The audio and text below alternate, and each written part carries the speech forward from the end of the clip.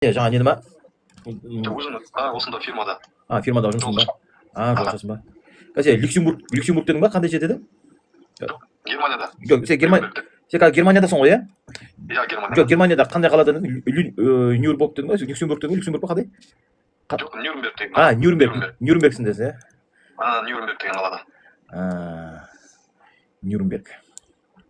Берлин қайда? Берлин менен бір 500 километр алыста ғой. Ол анау солтүстік жағында, мен анау не төмен жағында, оңтүстік жағында. Ойбай, мына десеп. Солтүстік жағында сен ба? Мен оңтүстік жағында, южный жақтан. Мен эцп қайда? Эцпны қосып жіберіңіз, эцпны. Мен эцпны қосып жіберіңіз. Мен ертең мен мақтан алатын болдым ғой. Мен деген жаңағы Шымкент ең алыс енді. Мына Астанадан келіп оқып жатыр, Қарағандыдан келіп оқып жатыр, Талғардан оқып жатыр. Талғардан сосын Талғар, сосын жердегі Талғардан бастап Текелі, сол жақтан оқып жатыр. Талдықорғаннан келіп оқып жатыр. Инвалид адам да кетті оқып жатыр. Инвалидсіз бар адамдар. Жаңағыдай коляскамен кетті оқып жатыр.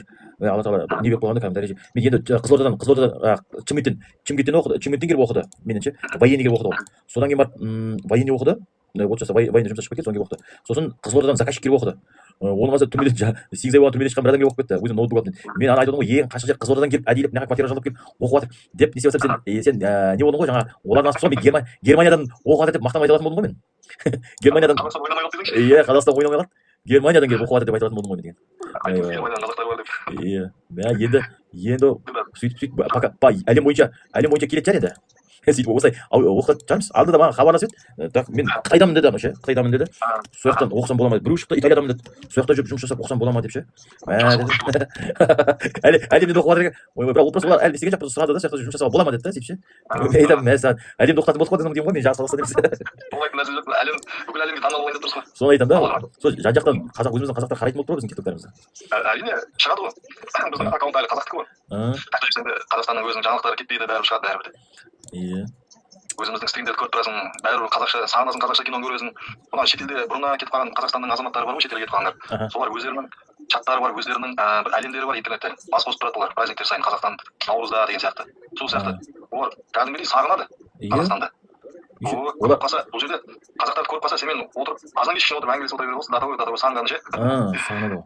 Бұл өздері сол Германияда сол нелер бар ғой, қазақтар бір неше қазақ бар екен ол жақта? Көп екен? Жұмыс істеп жатқандар бар. Тұрып жатқандар енді көбінесе орыстар ғой. Немістер. Қазақстан немістері ғой. Қазақстан немістері. Солар ана орысша сөйлеп қалғандар. Кездесіп кезде тілдері байланып қалады кәдімгідей. Орысша сөйлейді бірақ. Жоқ, былай таза қазақтар бар ма сол жақта тұрып жатқан? Тұрып жатқандар бар, бірақ көбінесе кездеседі ондайлар бар. Солар енді бір-бірімен жаңағы контактын жинап, бір-бірімен жиналып сөйтіп көп отыратын шығар. Бір-бірімен, иә. Олар жиналып тұрады екен, байқаймын. Бір-бірімен бауырмал болып сөйтеді ғой. Иә, іздеп тұрады екен, сөйтіп жаңағыдай өздері дастархан жайып, пикник құрып, в общем, қазан асып дегендей, бешбармақ толып жасап сөйтіп. Ана Қытайда кездесіп тұрады. Осы жердегі анау Қазақстанның немістері мә құрт әкелші дейді, сосын анау ет салатын, қамыр салатын ағаш ыдыс бар ғой, сондай қазір кетіп отыр ғой. Иә. Сондай әкеліп берші дейді. Үйінде ет асады екен ғой кәдімгідей. Демалыс күндері ет асамыз дейді. Кейде аптасына ет асамыз дейді. Бешбармақ жақсы көреді. Құрт сұрайды кәдімгідей. Қазы сұрайды. Телеграммен бар, WhatsApp бар, группа жаңағыдай біреуге связьға шықсаң болды, іздеп әйтеуір тауып береді. Жаңағы өңшең осындай қазы қарта сүрленген ет, сондаймен өзі айналысатын адамдар бар, мұсылмандар ше. Сондайлар заказ берсең кәдімгідей адресіңе әкеліп береді, жеткізіп береді, ақшасын төлесең болды.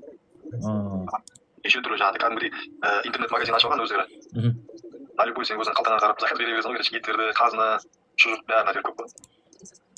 Иә, жақсы ғой онда деген. Біз ана өзің отаңды тұрғаннан кейін ба, солай отырып тойын қарап тұрмыз ғой. Әйтпесе шетке шықсаң кәдімгі сразу білінеді, сағынасың. Қатты сағынасың. Үйге барған кезде бір апта ет тоқтамай жеймін ғой. Иә, сағынып келесің, сағынасың. Иә, сағынып барасың ғой. Бұл жақта еттің күші жоқ, бәрі де бір онша емес, түріктерден аламыз енді, халал деп, таза деп. Түріктерден? Бәрібір андай жетпейді, бір күші аздау ма, дәмі білінеді, бәрібір ше, өзгешелігі бар. Қазақстандікі тәтті болады. Еті. Иә. Разница бар. Мен ана колбаса жаңағыдай қазын алып келемін ғой пісіріп үйден мамамнан. Я келген кезде мамам жеп қояды ғой, хан бұндай тәтті қазы жеп көреміз деп қырғыздар өздері таңғалады. Жақсы да? Не, 3 айда бір келесің сонда да? 6 ай максимум ғой. 6 айда бір келіп кетемін. Ой, сағынасың ғой ана жақта. Сағынасың. Шүкір сағынасың. 6 ай қалай жүресің да? Уақыт деген тез өтіп кетеді. Бір аптаң как көрген сияқты өтіп кетеді ғой, бір апта. Мысалы күнде кетесің ғой. Тез өтіп кетеді? Тез өтіп кетеді, без проблем ғой. Барып келуді, ай сайын кетіп тұрады шығар, иә? Өзі бір ұзақ кетіп қалсаң, арасында бір келтіріп аласың ғой. Барлық жолдар қарастырылған ғой, просто андай жолын тапсаң болды ғой. Иә, сол бірақ қиын. енді былай ондай ақшамен қазақстанда табыс табу болмай ма сонда, мұндай ақшамен сонда қалай енді? табыс табуға бұл енді мысалға бір айда таза қанша табасың мысалы бір айда? миллионнан жоғары табасың ғой бұл жақтан. Миллион бір айда ма? Иә. Бір айда миллионнан өзің табысың миллионнан жоғары ма сонда? Аха. Ары кетсе 1,5 миллион иә, солай ма? Ары кетсе 1,5 миллион болады. Суға кірсең демаласың. Иә. Или демалыс жоқ болды да. Бар демалыс бар. Істесең де болады осынша. Ал Шаршамасын. суға кірсең демаласың. Бірақ енді суға кірсең демаласың. Бірақ не емес па? Ондай ақшаны Қазақстанда табуға болады, 2 миллион табуға болады, 3 миллион табуға болады. Бірақ бизнес жасау керек, кәсіп жасау керек қой. Бұл үшін бизнеспен айналысу керек қой, иә. Қазіргі Мен бизнеспен айналысу үшін біраз іздендім ғой, не істесем болады екен деп. енді мына жақта негізінде ояқтың Германияның несі қалай былай қыспаққа салатындар бар. Мысалы көбісі Қазақстаннан бір қашып кеткісі келеді да, бұл басқа елге ше. Ой, Қазақстан андай мындай дейді, қашып кеткісі келеді, басқа елге тұрғысы келеді. Оны қыспаққа салады Қазақстанда көбісі. Заң көбінесе жүре бермейді. Өзіне келген кезде көз жұмып қалады, не деген жоқ. Ондай справедливость жоқ, әділдік жоқ дейді. Басқа халықты қанайды да, өзіне келген кезде ондай не жоқ. Көз жұмып қалады. Сондай нәрседен адамдар ашуланады, ренжиді. Қалай не істеуге болады? Оны қалай ақылай саласың аяқтан? Негізі қалай біз сол жақта өмір сүрсе қалай болады деймін. Бұл жақта жағадан келіп өйстіп семейно келетін болсаң қиын болады үйрену ше. Бұл жақта сіңісіп кету оңай емес. Бұл жақтың өзіндік заңдары бар, білмесең де қиын. Бұл жақта да алаяқтар бар. Бұл жақта да бар алаяқтар. Қазір адамға сенуге болмайды. Бұл жақта да өзінің проблемалары бар.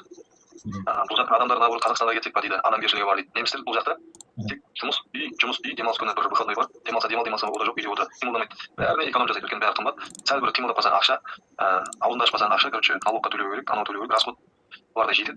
Налогты көп алады өйткені одан кейін үйдің арендасы бар, налогы бар. Бұлар түнде даже свитті жақпайды, ода көз тепкенше, свитті жағып отырады ғой, кейбіреулер ше, экономдаған сол жақсы бар ғой. Сондай пенсиялары аз, 1,5 евродай алады максимум. Біздікінен жақсы болып сонда үлкен болып көрінген, бұл жақтың өзінің расход сондай соответствующий есебі бір. Сосын жаңағыдай қай жерде шетелде жүрсең де бір күні келіп бетіңе айтады, сен бұл жерде бөтенсің деп ше. Бәрібір шеттетеді, бәрібір бір күн айтады бетіңе. Осы жақта бәрібір өзіңді үйдегідей қылып сезін алып жүре алмайсың, еркін. Уақытша қонақта жүрген сияқты болады ма? Уақытша қонақта жүрген сияқты боласың, ешкімге сүйенетінің жоқ, еркін жүре алмайсың, тыныш жүресің. Бір жерінде қысып, тірлігін істеп, жұмысын істеп жүресің, тихаря араласпайсың ешкіммен. Сондай. Бұл жақта басқаша бәрі атмосферасы. Бұл шетелде жаңа интернеттен біз жақсы жағын ғана көрсетеді ғой, біз жақсы жағын ғана көреміз. Обратный сторона көрсетпейді ғой көбінесе. Ол келген екен өзің түсінесің да. Ал кезде уже поздно болады да. Біздің өзіміздің жерде жетпейді. Өзімізбен қырылысып жүрсек те, өзіміздің жерде өмір сүргенге жетпейді. Өзіміз таяқ төсекте өзі қанбасын дейсің ғой, иә? Иә. Шынында сондай. Расында сондай. Соны ойлаймын мен. Өзің Қазақстандағыдай еркін жүре алмайсың, действительно еркін жүре алмайсың. Біреуге ауыр сөйлей алмайсың, артық айта алмайсың, біреу саған қатты кетіп бара жатса ше, үндемей қоя саласың. Егер сен оған тағы да сөз айтып немесе дөрекі сөйлейтін болсаң, даусыңды көтеріп, сен кінәлі болып қаласың бұл жерде ше. Сенің заңың жүрмейді ғой бұл жерде қойшы. Иә. Мигрантсың сен, тыныш жүру керексің. По-любому бір любой нәрсе екі жақпен бір жермен не істеп қалсаң да шегісіп қалсаң да уже по-любому сені не прав қылып тастайды ғой жерде, иә? Ол жақта не жүрмейді ғой кәдімгі. Сен провинцияның өздері кәдімгідей шеттетіп тастайды ғой халықты. Тек Mac емес, ноутбук қой, иә? Windows қой, иә? Ноутбук иә. Қытайда әйтеуір сөйтеді ғой, сөйтеді ғой. В общем, ұйғырлар мен қазақтарды күн көрсетпейді дейді ғой. Дышит етпейді дейді ғой жақта. Негізі сол ұйғырлар тұрған жерлерде қазақтар келді ғой. Олар ана жерін алып алған екен, біздің жер болған екен олар. Енді әркім өзінің жерінде қожайын ғой, солай болып тұр қазір. Бізде мына жақта мен айтайын, даже посольствоның сөзі жүрмейді ғой. Біздің Қазақстанның ше. Чрезвычайный случай болып қалса, мына номерге хабарлас деп басқа номерге жібереді. Жұмыс істемейді біздің посольство бар Қазақстанның ше. Даже осы жерде де өздерін көрсетіп отыр ғой. Ол сенің қазағың осы шетелде қайғырып отқан кезде сен жүгіру керексің сол үшін, өзің халқың үшін. Ондай жоқ қой. Мысалы бірдеңе болып қалса, жоғалып қалса, көп случайлар болады ғой, документтерін жоғалтып алса, шетелде жүрген екен. Сен мысалы кабинкаға мен Европада жүрдім, неше түрлі ұрылар бар, паркингтерде машина кіріп кетеді, ұйықтап жатқан жерінен сені газбен ұйықтатады, сондай да. Сондай случайларда не істейсің, жалғыз өзің қалған кезде. Көмекке жүгінесің, оларға көмекке жүгінген кезде көбісі жаңағы тірлікті істегісі келмейді, қашқақтайды ше, шетелдің азаматтары, анау не, посольстводағы азаматтар ше. Жұмыс істейтін. Короче, өзің біліп айтып кетесің ғой өзің. Бір Аллаға сенесің болды ғой. Бір екенін интернеттен ше, өткенде. Сөйтіп түйттеген ғой, қалай үйтеу керек, қалай бастау керек, неден бастау керек. Сөйтіп шұқылап отырғандарым ғой осы уақыттарында. До конца шұқыламадың ба? До конца шұқыласаң бір жерден шығатын ғой, до конца кете. Оқымайтын ғой. До конца шұқыласаң не блок болады, не жоқ болады ғой. Сосын жаңағы білмейтін нәрсеге көп бас сұра бергенде тоқтатып аламын мен. Одан да мамандығын табайын өзіңді іздейін деймін, ерінбей қой құрсын деп. Дұрыс. мына жерде Я білмейтін бүйтіп суына кіруге болмайды. айналып келді бір жерге тірелдің ғой содан кейін амалдың жоғынан оқып жатсың ау деймін ә амалдың Оқу керек, болмайды дедім ғой мен. бір жерге точно бір ізбен Жұмыстары. Енді ананы істеу керек, енді мынаны істеу керек деген нәрселер. ізбен жайменеп келе жатырың да бір жерге плотно тірелдің да ары қарай білім жетпей қалды ма Купить деген знакты көрдің ғой. амал жоқ сосын бағып отырып кетесің ғой ол есінен сұрау керек болды дейсің ғой содан кейін Өзіне жол керек, өзіне есіне келіп сұрау керек болды ғой.